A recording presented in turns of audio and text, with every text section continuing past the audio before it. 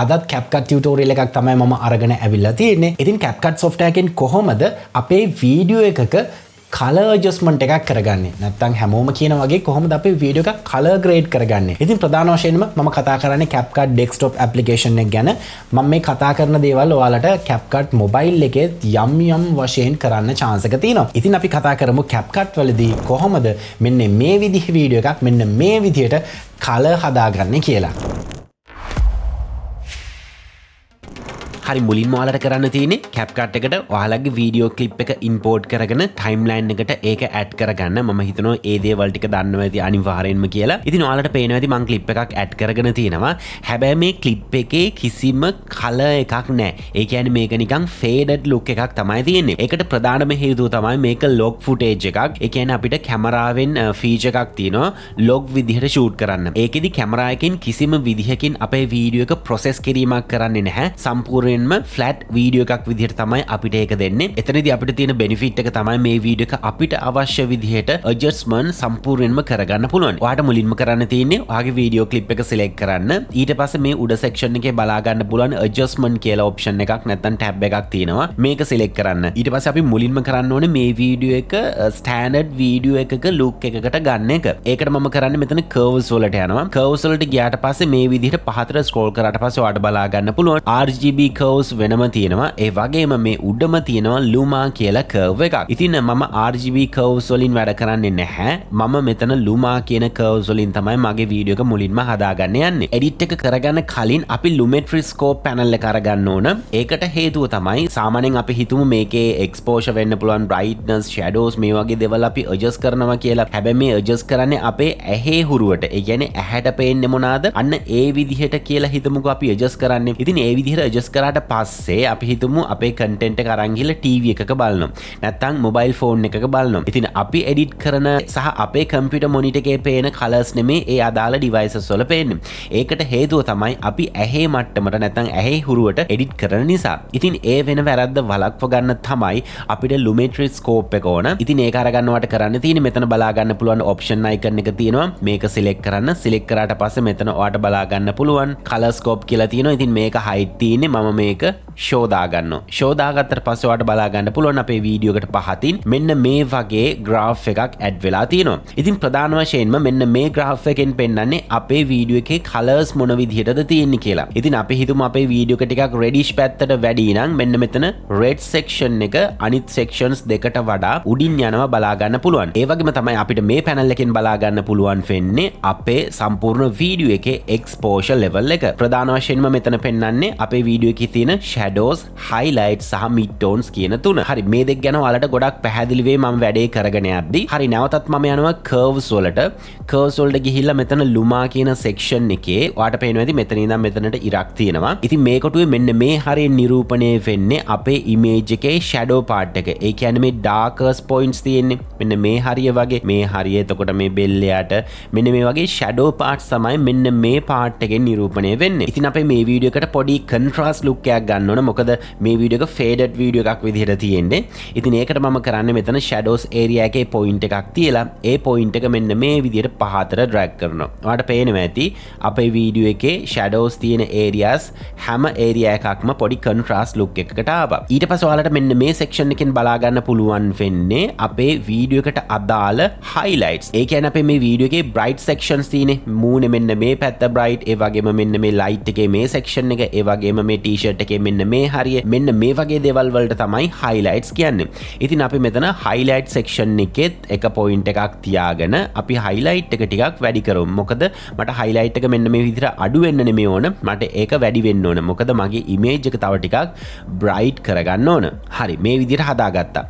ඊට පස්සේ මට ඕන mid tones පොඩ්ඩක් adjust කරගන්න. mid tones වලින් අපිට පුළුවන් අපේ image එක ටිකක් brighter look එකක් දෙන්න. ඒකට මම කරන්නේ මෙන්න මේ මැද section එකෙන් එක point එකක් තියෙනවා. ඒ point එක තියලා මම මෙන්න මේ විදිහට drag කරනවා.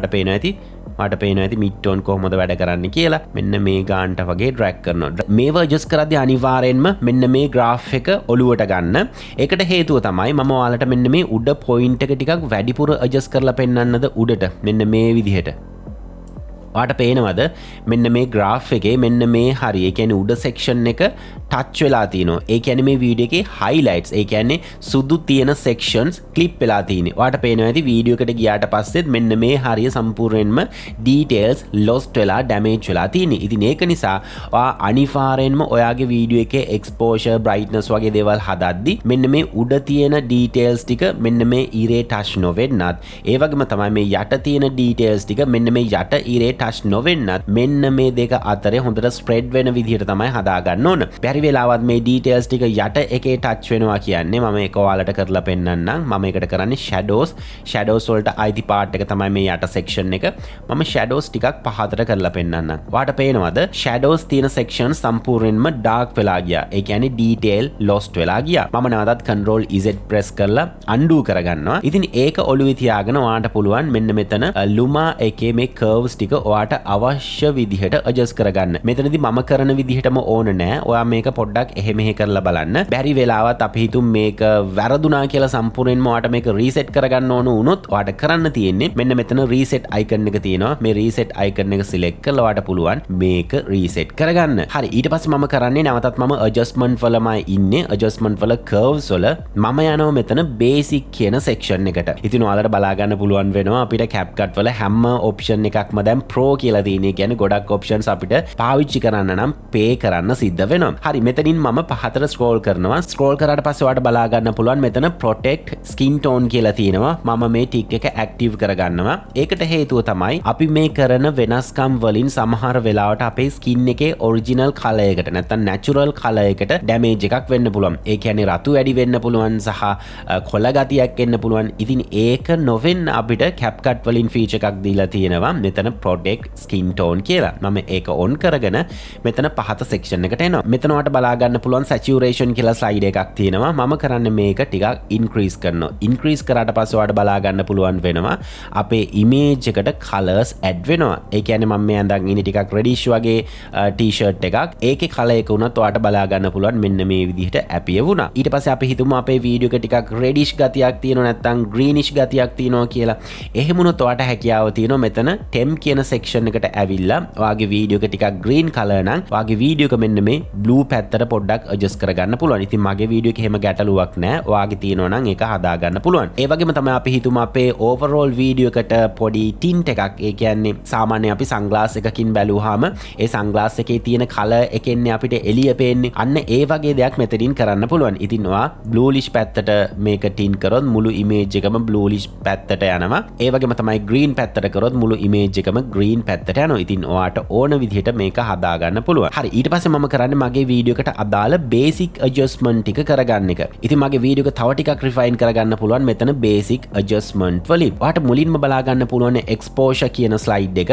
මේක ඔයාලට මෙන්න මේ විදිහට වැඩි කරලා ඔයාගේ වීඩියෝ එක ටිකක් exposure එක නැත්තම් brightness එක වැඩි කරගන්න පුළුවන්. මෙතනදිත් මම exposure එක ඕනාට වඩා වැඩි කරලා ඔයාලට පෙන්නන්නම්. ඔයාට පේනවා ඇති මේ graph එකේ සම්පූර්ණයෙන්ම මෙන්න මේ හරිය ඒ කියන්නේ උඩ හරිය touch වෙලා තියෙන්නේ. ඒ වගේම ඔයාලට පේනවා ඇති RGB color section එකෙත් උඩ හරිය touch වෙලා තියෙන්නේ. ඒ කියන්නේ මගේ වීඩියෝ එක clip වෙලා තියෙන්නේ. මම නැවතත් කරන්නේ මේ slide එක මෙන්න මේ විදිහට අඩු කරනවා. එතකොට ඔයාලට මේ graph එක බලා ගන්න පුළුවන්.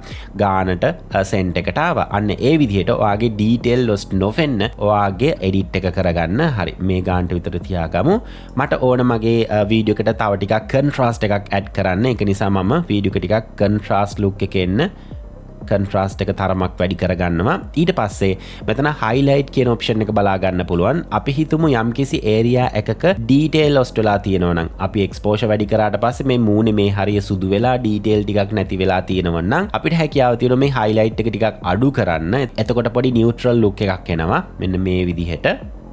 නැත්නම් ඔයාට මේක මෙන්න මේ විදිහට වැඩි කරන්නත් පුළුවන්. highlights වැඩි කරොත් ඔයාට පේනවා ඇති මේ අපේ light වැඩිච්ච sections තව ටිකක් නිකන් burn වෙලා වගේ යනවා. ඒක නිසා මම ඒක ටිකක් මෙන්න මේ ගානට අඩු කරගන්නවා. ඊට පස්සේ අපිට මෙතනින් shadow හදන්න පුළුවන්. ඒ කියන්නේ මේ dark areas වල තියෙන shadows. ඒ කියන්නේ ඒවා තව ටිකක් අපිට bright කරගන්න පුළුවන් මේකෙන්. ඒක අඩු කරගන්නවා නම් වැඩි කරගන්නවා නම් ඔයාගේ වීඩියෝ එකේ හැටියට මේක කරගන්න පුළුවන්. හරි ඊට පස්සේ මෙතන white බලා ගන්න පුළුවන්. white එකත් මම ටිකක් මෙන්න මේ ගානට විතර තියාගන්නවා. නැත්නම් ඔයාලට අඩු කරන්න උනත් පුළුවන්. ඊට පස්සේ අපේ වීඩියෝ එකේ බ්ලැක්ස් ටිකක් අඩු කරගන්න ඕන නම් බ්ලැක් අඩු කරද්දී මතක තියාගන්න මෙන්න මේ graph එකේ යටම හරිය ටච් වෙන්න දෙන්න බෑ. ඒ කියන්නේ මෙන්න මේ විදිහට බ්ලැක් වැඩි කරොත් ඔයාලට පේනවා ඇති අපේ informations ඒ කියන්නේ details ටික යටට ටච් වෙලා තියෙන. ඒ කියන්නේ වීඩියෝ එක ක්ලිප් වෙලා තියෙන්නේ. ඔයාලට වීඩියෝ එකෙත් බලා ගන්න පුළුවන් සම්පූර්ණයෙන්ම shadow නැත්නම් dark areas detail lost වෙලා ගියා. ඉතින් ඒක නිසා ඒක ඔයාලට කැමති විදිහකට හදා ගන්න පුළුවන්. ඊට පස්සේ මෙතන brilliance කියන එකනොත් අපිට පුළුවන් අපේ image එක ටිකක් නිකන් faded look එකක් දෙන්න. ඒ කියන්නේ අර cinematic look එකක් ගන්න පුළුවන් අපේ image එකේ. ඒක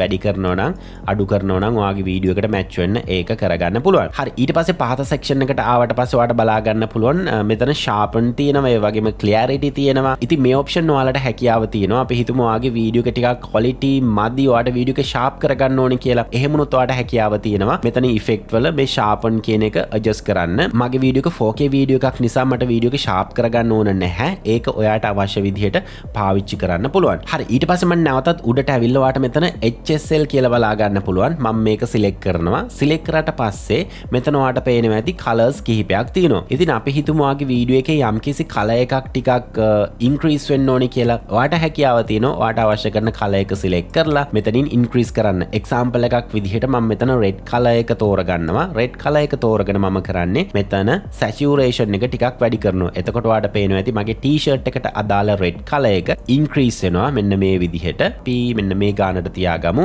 hue එකනොත් අපිට හැකියාව තියෙනවා ඒ adjust කරගත්ත color එක change කරන්න. ඉතින් එහෙම මම නම් කරන්නේ නැහැ. මොකද එතකොට අපේ වීඩියෝ එකට ටිකක් noisy look එකක් එනවා. ඒක නිසා ඒක 0ම තියාගන්න. ඊට පස්සේ මෙතන brightness එකෙන් අපිට පුළුවන් අපි adjust කරගත්ත color එකේ brightness level එක හදාගන්න. ටිකක් dark කරනවද bright කරනවද වගේ ඒවා අපිට decide කරන්න පුළුවන්.